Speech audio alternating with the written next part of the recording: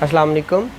अच्छा, कल हमारा टॉपिक चल रहा था फेडरल शरीयत कोर्ट। अब फेडरल शरीयत कोर्ट जो है, इसका हमने कल जो देखा था वो ओवरव्यू तो हमने ले लिया था, लेकिन उसके अंदर जो चीज़ रह गई थी वो अपील रह गई थी, अपील टू सुप्रीम कोर्ट।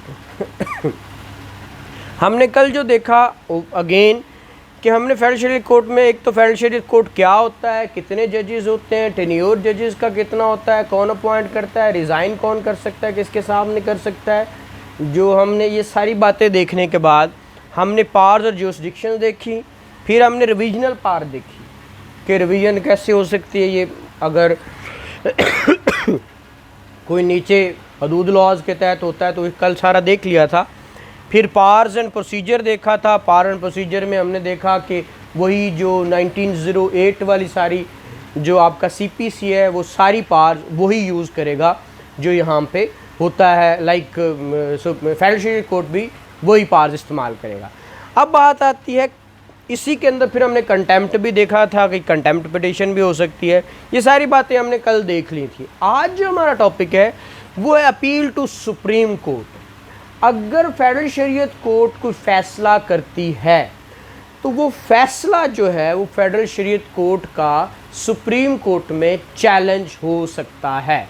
वो कैसे चैलेंज होगा? कौन सा फैसला डायरेक्ट चैलेंज हो सकता है, कौन सा फैसला जो है वो लीव टू अपील लेकर होगा। तो वो चीज़ें जिस तरह हमने 185 पढ़ा था सुप्रीम कोर्ट का, तो उसके अंदर जो बातें दी गई हैं उसके अलावा अगर होगा तो उसके लिए लीव चाहिए होगी, इजाज़त चाहिए होगी। तो यहाँ पे भी वही सिनेरियो है। क्या कहता है जी? कहता है कि अपील टू सुप्रीम कोर्ट। अब इसके अंदर देखिए अग्रीव पार्टीज दो हो सकती हैं। नंबर 1 आपने कहा पार्टी, मतलब जिसके खिलाफ मुकदमा हुआ, वो सज़ा हुई उसको, तो वो पार्टी अग्रीव हो सकती है, या फिर स्टेट अग्रीव हो सकती है, जिसे फेडरेशन कहते हैं हम, स्टेट अग्रीव हो सकती। तो दोनों अपील करेंगे। उनका कितनी लिमिटेशन है वो देखिएगा। जो आपकी पार्टी अग्रीव्ड होगी उसको अग्रीव किससे होगी? 203 डी से। अब डी में हमने क्या देखा कि उसकी पावर जो फंक्शंस थे, डबल डी में रिवीजन थी, ठीक है। उसके अंदर से जो पार्टी अग्रीव्ड होगी वो कहाँ जाएगी? सुप्रीम कोर्ट में। कितने अरसे में? हमने देखा 60 डेज़ में। 60 डेज़ में सुप्रीम कोर्ट में जाएगी। फिर हमने देखा है कि फेडरेशन भी अग्रीव हो सकती है। तो फेडरेशन जब अग्रीव होती है तो ऐसी सूरत में फेडरेशन 6 मंथ, उसकी कितनी लिमिटेशन है? 6 मंथ। तो 6 मंथ के अंदर वो क्या कर सकते हैं? अपील टू सुप्रीम कोर्ट जा सकती है। अब नेक्स्ट बात हम ये करेंगे कि 2A जो 203F का 2A है, उसके अंदर उसने कहा कि वो कौन से ग्राउंड्स होंगे जिनकी बेस पे आप अपील कर सकते हो। जैसे मैंने ओवरव्यू में बताया कि ऐसे ग्राउंड्स लाइक लिफ्ट जिसको लीव टू अपील की ज़रूरत नहीं होगी, वो ये 2 ग्राउंड हैं। कौन से? नंबर 1 उसने कहा अगर फेडरल शरीयत कोर्ट ने क्या किया, रिवर्स ऑर्डर कर दिया क्विटल को, किस में चेंज कर दिया? डेथ सेंटेंस में, या इम्प्रिजनमेंट फॉर लाइफ में, या imprisonment which may extend to 14 years तक। तो क्या होगा? अपील जो है वो सुप्रीम कोर्ट में डायरेक्ट जाएगी। फिर इसी के अंदर अगर 203 में रिवीजन की बात करते हैं, अगर रिवीजन में इन्हेंस, कल हमने देखा था कि रिवीजन में इन्हेंस भी सेंटेंस हो सकती है। तो अगर इंटेंस सेंटेंस हो गई इन्हेंस, तो ऐसी सूरत में भी अपील टू सुप्रीम कोर्ट हो सकती है विदाउट लीव टू अपील, ठीक है।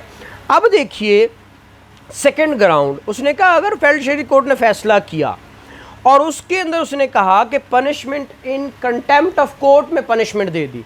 जैसे कि हमने कल देखा था 203E के अंदर उसका सब आर्टिकल 3 के अंदर के कंटेम्प्ट भी ये इसका वैसे ही होती है जैसे सुप्रीम कोर्ट वाली बात है। तो उसकी कंटेम्प्ट में भी ये सज़ा दे सकती है। अगर कंटेम्प्ट में सज़ा दी है फेडरल शरीयत कोर्ट ने तो उसकी अपील कहाँ होगी? सुप्रीम कोर्ट में, और वो विदाउट लीव टू अपील होगी। अब नेक्स्ट है इसका 2B, जिसके अंदर अगर प्रोसीडिंग वो जो 203A के अंदर कवर नहीं होती, ठीक है, 203F के 2A के अंदर नहीं होती तो फिर बाकी जितने मैटर्स हैं उसके लिए अगर आपने सुप्रीम कोर्ट जाना है तो पहले क्या लेनी है, लीव टू अपील, तो फिर आप सुप्रीम कोर्ट जा सकते हैं। फिर है जी इसी के अंदर 3 में कि जब सुप्रीम कोर्ट में जाना है तो उसके अंदर एक सुप्रीम कोर्ट क्या करेगी, एक बेंच कॉन्स्टिट्यूट करेगी जिसका नाम होगा शरीयत एपलेट शरीयत बेंच। क्या नाम होगा, शरीयत एपलेट बेंच, शरीयत एपलेट बेंच। अब इस बेंच के अंदर जजेस कितने होंगे, उसने कहा इसके अंदर टोटल नंबर ऑफ जजेस कम से कम 3 मुस्लिम जजेस ऑफ सुप्रीम कोर्ट होंगे। अब 3 के अंदर कम से कम 2, नॉट मोर देन 2, उसने क्या यूज़ किया वर्ड, नॉट मोर देन 2, 2 उलमा होंगे। और वो उलमा अगर नहीं है सुप्रीम कोर्ट में तो फिर क्या करेंगे, उनको एडहॉक बेसिस पे या जो पैनल है उसमें से उठाकर इसके अंदर लाएंगे, और अगर जो लाए जाएंगे उनको फिर मराद प्रिविलेजेस वही मिलेंगी जो सुप्रीम कोर्ट के जज फेडरल शरीयत कोर्ट के जज को मिलती है। फेडरल शरीयत कोर्ट के जज को कौन सी रेमुनरेशन प्रिविलेजेस मिलती हैं, जो सुप्रीम कोर्ट के जज को मिलती हैं, वो सारी प्रिविलेजेस सारा कुछ वही इनको मिलेगा। ठीक है, ये थी आपकी क्या, appeal to Supreme Court. Federal Shariat court के फैसले के ख़िलाफ़ अगर आपने अपील करनी है तो कहाँ जानी है, सुप्रीम कोर्ट में, 203F। अब ई की बात है कि बार टू जुरिस्डिक्शन, और कोई कोर्ट, कोई भी कोर्ट, कोई भी ट्राइब्यूनल क्या नहीं करेगा, कभी भी नहीं सुन सकता, क्या नहीं सुन सकता, फेडरल शरीयत कोर्ट के मैटर्स को फेडरल शरीयत कोर्ट अकेला सुनेगा, बाकी और कोई भी इस सिनेरियो को नहीं सुन सकता। ठीक है, जैसे कि हमने देखा कि इंजंक्शन ऑफ टीचिंग्स ऑफ हॉली कुरान सुन्ना और इंजंक्शन, इस्लामिक इंजंक्शन के खिलाफ कोई भी बात है तो क्या होगा, उसको वो फेडरल शरीयत कोर्ट ही सुनेगा, या हदूद लॉज की जो अपील है वो फेडरल शरीयत कोर्ट ही सुनेगा। अब देखिए नीचे वेरी नेक्स्ट 203G है। अब इसको हमने जो जी है, इस बात को मैं हमेशा कहता हूँ तो याद कर लें ये तीनों। नंबर 1 189 क्या है, 189 क्या है 189, सुप्रीम कोर्ट की डिसीजन सारे के सारे बाइंडिंग होंगे ऑन ऑल सबऑर्डिनेट कोर्ट्स। इसी तरह 201 हाई कोर्ट के डिसीजन सबऑर्डिनेट पे।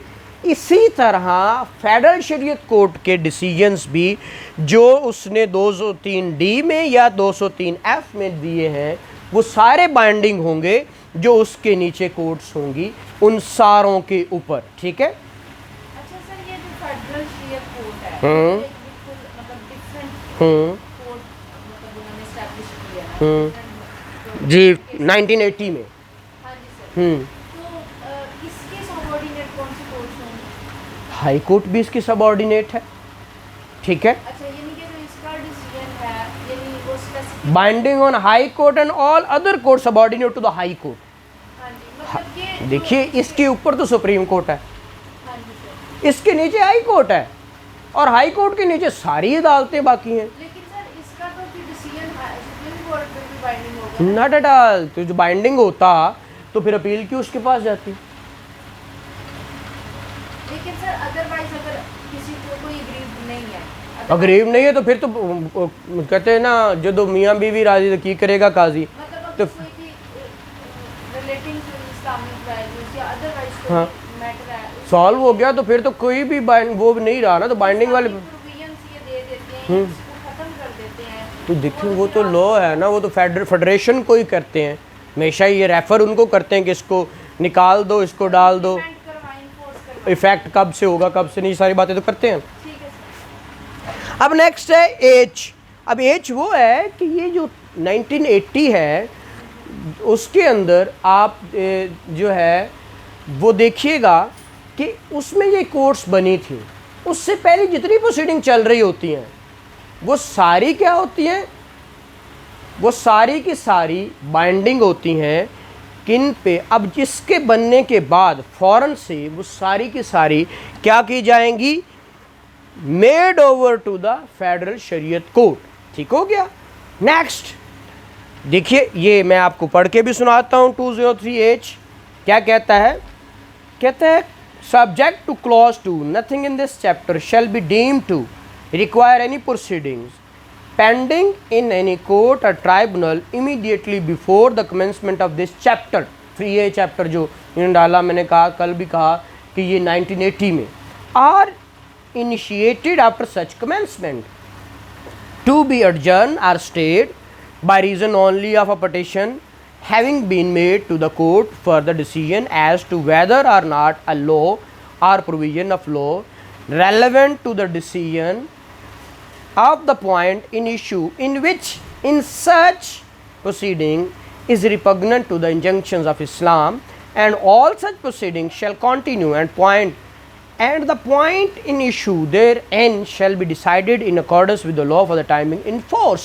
ठीक हो गया कि इससे पहले जितनी प्रोसीडिंग थी, चल रही थी, स्टे है, जो भी है या इनिशिएट होनी, इसके बाद वो सारी जो इंजंक्शन ऑफ होली कुरान सुन्ना के तहत होती हैं वो फेडरल शरीयत कोर्ट ही करेगा। इससे पहले चल रही थी ना, ये चैप्टर इंसर्ट करने से पहले। ठीक है, हाँ जी, वो रेलेवेंट प्रोसीडिंग चल रही है, हाँ, फेडरल शरीयत कोर्ट में चलनी चाहिए। हाँ, shall stand transfer to the court, court means federal shariat court, तो उसको ट्रांसफर हो जाए। and shall be dealt with by the court from the state from which they are so transferred। अच्छा sir, वो वहाँ से प्रोसीड करेंगे। इससे पहले सर मैंने पढ़ा था कि वो इस बिहाफ पे उसको अर्जन या स्टे नहीं कर सकते प्रोसीडिंग को, इससे ऊपर वाला वो सर मुझे थोड़ा सा वो तो अभी इसके नीचे वाला है। इससे नीचे वाला जी। है, इससे ऊपर वाला जी जी, नीचे वाला है। नहीं सर, इससे ऊपर क्या उसने कहा कि टू बी एडजर्न करना नहीं, उसने कहा to be adjourn and are stayed by reason only of a petition having been made to the court. हाँ यही वाला। हाँ, तो कोर्ट को देनी है ना, तो वो स्टे हो जाएगी, उधर जानी है ना, क्योंकि बस ये बात है। अगली है 2 सब क्लॉज 2। मतलब सर उधर ट्रांसफर होगी तो उधर स्टे। पहले उधर जब ये इंसर्ट हो गया ना, हाँ जी। तो वो वाली रुक जाएंगी या एडजर्न कर दी जाएंगी, क्योंकि आप इधर ट्रांसफ़र कर देनी है ना, वो कंटिन्यू नहीं रहेंगी। फिर तो अर्जन क्यों होंगे वो वहाँ से डिस्पोज ऑफ? एडजर्न है ना कि भाई 10 दिन के बाद आप वहाँ चले जाना, आज केस लगा हुआ है मसलन, तो फिर एडजर्न नहीं होना है ना, तो फिर वो बात है। ठीक है, एंड ऑल प्रोसीडिंग अंडर ये हो गया। And neither the court nor the supreme court, neither the court nor the supreme court shall in exercise of jurisdiction under this chapter have power to grant an injunction or make any interim order in relation to any proceeding pending in any other court or tribunal। ठीक है, ना court ना federal Shariat court, अगर कहीं पहले proceeding चल रही है, जो भी प्रोसीडिंग चल रही है उसको ये स्टे नहीं कर सकते, स्टे नहीं देंगे। होता है ना कि स्टे कर सकते, ये स्टे कर दीजिए नीचे वाली प्रोसीडिंग जो इतनी भी चल रही हैं, भाई यहाँ से डिसीजन, उसने कहा ये स्टे नहीं कर सकते, ना इंटरम जंक्शन दे सकते हैं, ना इसको प्रॉपर्ली स्टे कर सकते हैं, ये सुन के डिसीजन ज़रूर करेंगे। ठीक है, चल रही है उनको ये स्टे नहीं करेंगे। हाँ जी, तो और बाकी पास आएगा ये यानी ग्रीन पर्सन या स्लो मोटो अगर ये एग्जाम हाँ। के लिए रेकॉर्ड मंगवाएंगे तो जी। डिसीजन दे सकते जी ऐसा ही है। और ये जो पावर्स टू मेक रूल्स है, मैंने कहा हमेशा से ये हमेशा होता है कि इसके रूल्स बनाए जा सकते हैं। कौन बनाएगा? उसने द कोर्ट, कोर्ट मतलब federal Shariat court. Notification official gazette make rules for carrying out the purpose of this chapter. ठीक है, किसके लिए? In particular and without prejudice to the generality of the foregoing power, such rule may make provision respect of all or any of following matters, namely इन चीज़ों को कैसे? the scale of payment of honoraria to made to the juris consult, juris consult को पे कितना, हाँ, जो भी whatever, expert and witnesses summoned by court to defray the expenses, कितने काटने हैं उसमें से, if any incurred the them in intending the purpose of proceeding before the court, उनके आने जाने में जितने खर्चे होते हैं। क्योंकि इसमें कोर्ट फीस नहीं है ना। हाँ, the form of the oath to be made by the jurisconsult, वो जूरिस कंसल्ट भी तो ओथ लेंगे ना, वो किस फॉर्म में लेंगे उसके बारे में ये रूल्स बना सकते हैं।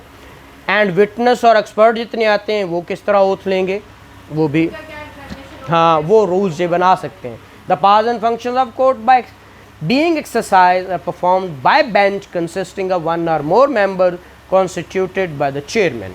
यानी जो बेंच है उसके भी हाँ उसके बारे में रूल बन सकते हैं। The decision of court being expressed in terms of the opinion of the majority of its members are as the case may be of the member constituting a bench. उनका डिसीजन मेंबर क्या करेंगे वो भी उसके बारे में भी rules बनाए जा सकते हैं। The decision of cases in which the member constituting a bench are equally divided in their opinion. अगर इक्वली डिवाइडेड है तो फिर क्या करना, उसके बारे में रूल्स बनेंगे। अनटिल रूल्स आर मेड, जब तक नहीं बनते। अंडर क्लास 1 द शरीयत bench of superior court rules, क्या बने हुए? द शरीयत bench of superior courts rules 1979 shall with the necessary modification and so far as they are not inconsistent with the provision of this chapter continue in force। तो ये आपका most important तीनों चीज़ें, federal Shariat court से पहले हमने supreme court, high court और federal Shariat court, ये तीनों पढ़ ली। ये जुडिकेचर के बाद अब हम इसका चैप्टर नंबर 4 की तरफ जाएंगे। ये जर्नल प्रोविजंस होंगी तो वो इंशाल्लाह कल देखेंगे। Thank you very much.